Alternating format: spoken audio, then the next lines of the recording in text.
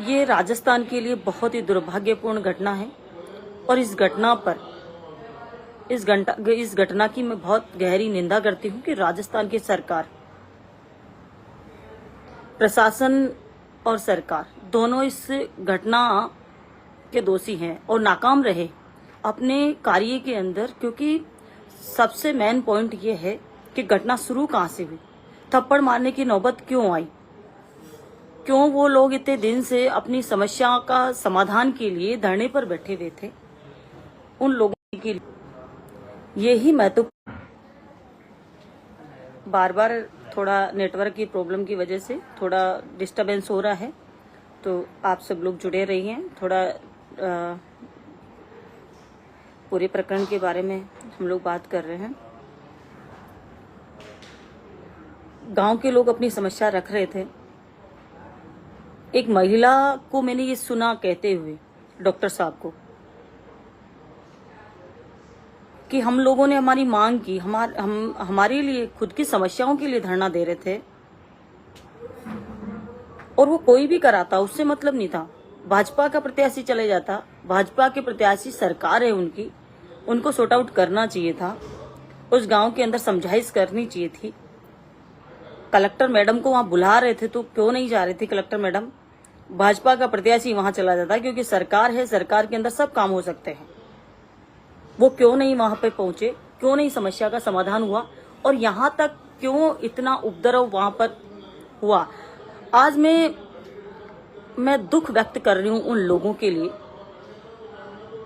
जिनके घर जला दिए गए। एक महिला सुबह कह रही थी कि हमको घरों से निकालकर खाना खाते हुए लोगों को बाहर निकालकर मारा जा रहा है, पीटा जा रहा है। पुलिस के द्वारा उनकी मोटरसाइकिल जलाई जा रही है, पुलिस के द्वारा उनके साधन जो भी खड़े थे वहां पे घर के अंदर उनको जलाया गया है। उस महिला का बयान है। एक बुजुर्ग व्यक्ति कह रहा है कि हम शाम के टाइम खाना खा रहे थे, मेरी बकरी बांध रहा था दूसरी जगह, आते ही पुलिस ने हमारे ऊपर डंडे बरसाना शुरू कर दिया। क्या आज लोकतंत्र के अंदर आम आदमी को अपनी समस्याओं के समाधान के लिए ये ऐसे तो सुनता ही कौन है? अभी वोट डालने के टाइम पे अपनी समस्या के लिए लोग धरने पर बैठे हुए थे। जबरदस्ती वोट कराने के बजाय प्रशासन को वहां जाके समझाइश करनी चाहिए थी।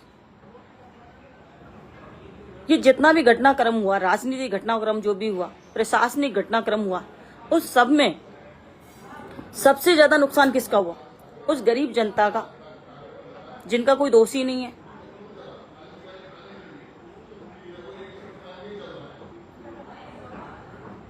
उनको क्या पता था कि इतना सारा नुकसान हमको झेलना पड़ेगा? लोकतंत्र में अपनी अपनी लड़ाई सब लड़ते हैं, हम उस बात पर नहीं जा रहे। कांग्रेस का भी कैंडिडेट वहां है, भाजपा का भी है, निर्दलीय भी वहां है, लेकिन जो गांव की जनता जो मांग करती है, हर जगह करती है। हम जब चुनाव लड़े, हमारे गांव में भी किया, हम वहां खुद गए, हमारे लोगों को भेजा, प्रशासन को बोला कि समझाइश कर दीजिए, आगे आने वाले समय में हम ये काम करा देंगे। क्या ये इतना सा कहना उनके लिए जरूरी नहीं था? और जिस तरीके से तानाशाही की है, जिस तरीके से लोगों को मारा गया है, आम आदमी को मारा गया है, आप उस पर, जब आप सरकार, भाजपा की सरकार और प्रशासन उस पर जोर दे रहा है कि 2-5 वोट हमारे डल जाए और उससे हमारा ये विरोध नहीं दिख पाए, क्या जनता के सारे अधिकार आप लोगों ने छीन लिए? कोई अधिकार नहीं है। ये मणिपुर बनता हुआ दिखाई दे रहा है राजस्थान। कितने युवाओं की जिंदगी खराब होती जा रही है इसके अंदर।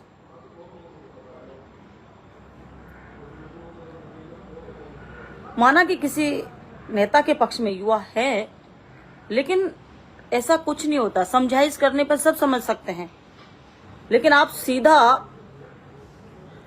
सीधा वोट डलाने का प्रयास करोगे, सीधा आप। और अभी मैंने उनका जो चौधरी हैं, हमारे एसडीएम है वहां, जिनके साथ घटना हुई, उनका भी वीडियो मैं सुन रही थी।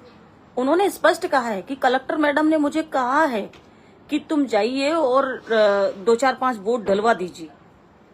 उन्होंने स्पष्ट किया है इस बात को। तो ऐसा क्यों? कलेक्टर मैडम को और एसडीएम मैडम को वहां पहुंच, कलेक्टर मैडम को और एसडीएम को और जो भी जिम्मेदार वहां पे अधिकारी थे या सरकार के नुमाइंदे जो भी थे, उनको वहां पहुंच कर उनको समझाइश कर कर भी वोट डला सकते थे। जोर जबरदस्ती करना जरूरी नहीं था वहां पे। और ये आप सबको पता था कि जोर जबरदस्ती करने से कोई भी घटना घटित हो सकती है, लेकिन उसके बावजूद भी आपने ये किया।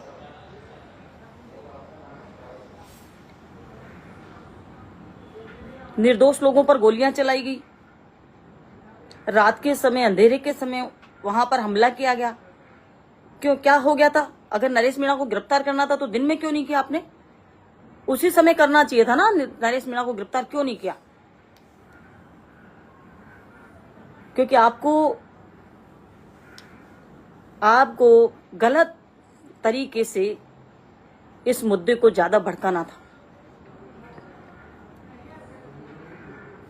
जब भी बड़ी घटनाएं होती है प्रदेशों के अंदर, जब इसी तरीके से मिसमैनेजमेंट प्रशासन का और सरकार का, सबसे महत्वपूर्ण सरकार और प्रशासन का मिसमैनेजमेंट की वजह से ये घटनाएं घटित होती है। इंसान होता है, समझाने पर सब समझ जाते हैं, अपने मुद्दों पर, अपने अधिकारों पर सब लड़ते हैं।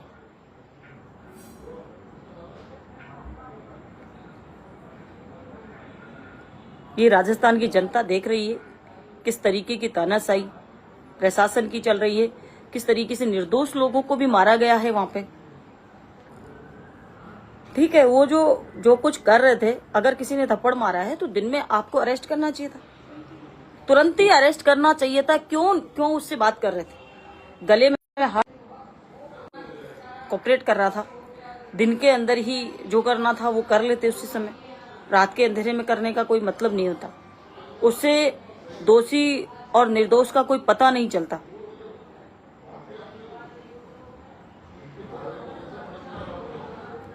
ये गलत है, मैं घोर निंदा करती हूँ इस मैटर की, और आगे से ऐसा नहीं हो। मैं मांग करती हूँ कि जो निर्दोष बच्चे हैं उनको रिहा किया जाए। जो निर्दोष हमारे बालक हैं, बहुत बालकों की पहले भी जिंदगी खराब हो चुकी है कई सारे मेट्रो में, और आज भी बहुत सारे बच्चे हमारे लापता हैं। अभी सोशल मीडिया पे घटनाएं चल रही है, कुछ एक महिला की मौत हो गई बताए, तो ये मुझे नहीं पता, लेकिन जो सोशल मीडिया पे जो चल रहा है, जो टीवी चैनल पे जो चल रहे हैं, वो चीजें बहुत ही दुर्भाग्यपूर्ण हैं। और हमारे राजस्थान के लिए तो, राजस्थान एक शांत प्रदेश है, वहां ऐसी घटनाएं होना बहुत बड़ी बात है।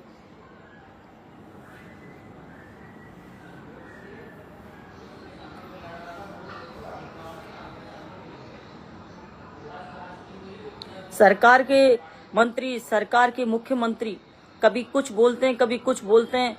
उनको खुद को ये पता नहीं कि हम लोग क्या हैं, किस पद पर हैं, क्या कर रहे हैं, राजस्थान की जनता के साथ क्या कर रहे हैं, राजस्थान की जनता हमसे क्या मांग कर रही है। किसी को कोई पता नहीं है कि पावर है, पावर से लोगों की गाड़ियां जलाओ, लोगों के घर जलाओ, लोगों के ऊपर गोलीबारी करो, पर लोगों की समस्याओं को नहीं सुनना है।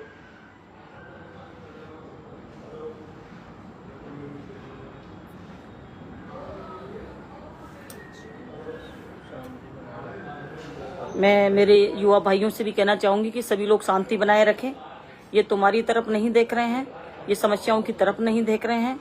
इनका कार्य है कि तानाशाही रवैये के हिसाब से, तानाशाही शासन ये लोग करना चाहते हैं, तानाशाही तरीके से ये अपने राजस्थान की जनता को परेशान करना चाहते हैं।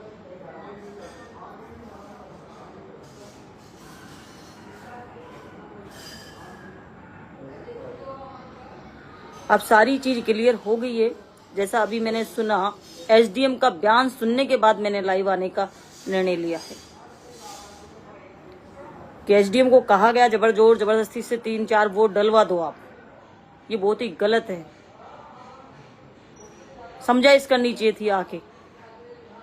उनकी बात क्या है, उनकी सुननी चाहिए थी। ये तुम्हारी जिम्मेदारी है, तुम्हारा दायित्व है, प्रशासन का दायित्व है, कलेक्टर महोदय का दायित्व था ये। लेकिन ये नहीं करके, आदेश करके और किसी अधिकारी को वहां भेजकर जोर जबरदस्ती करना बहुत ही गलत है। और जिनसे वोट डलवाए वो भी आप लोगों की निंदा कर रहे हैं, वो भी ये कह रहे हैं कि हमसे जबरदस्ती करके डलवा रहे हैं। जो जो इस प्रकरण में दोषी है उन सबके ऊपर कार्रवाई होनी चाहिए, चाहे फिर सरकार के प्रशासनिक अधिकारी हो, चाहे सरकार के लोग हों, चाहे फिर कोई अन्य। एक तरफा कार्रवाई का कोई महत्व नहीं बनता है।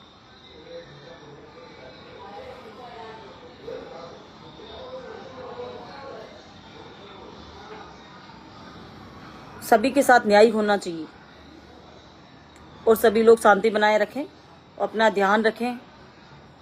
मैं इतनी अपील करती हूँ आप सबसे।